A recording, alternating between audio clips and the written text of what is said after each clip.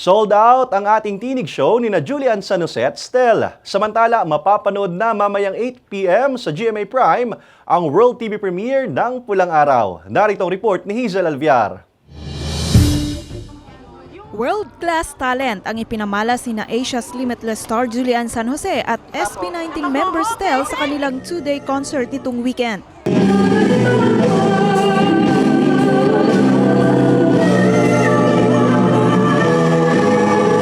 Truly one for the books ang collab concert ng The Voice Kids Philippines coaches. Extra special pa ang ating tinig shows dahil sa special guests. Kabilang si OPM icon Gary Valenciano, River Cruz at SB19 members Josh at Pablo. All out din ang support ni Senior Vice President for GMA Integrated News Regional TV and Synergy Oliver Victor Amoroso at ni Vice President for Musical Variety Specials and Alternative Productions Entertainment Group Gigi Santiago Lara. Nakalikom ng donasyon ang concert para sa Operation Bayanihan ng GMA Kapuso Foundation. May isa ring jaw-dropping announcement sina Julie at Stel.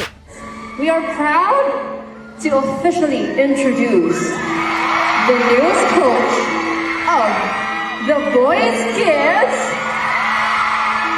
Pablo!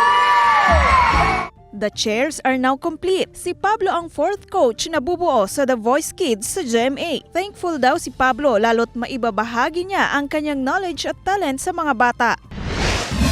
Samantala, mapapanood na mamayang gabi ang World TV premiere ng Pulang Araw. Bago niyan ay nagsimula ng mapanood ang unang 2 episodes nito sa Netflix nitong weekend kung saan pinag-usapan ng netizens ang husay sa aktingan ng mga cast. Abangan ang Pulang Araw mamayang gabi 8 p.m. sa GMA Prime.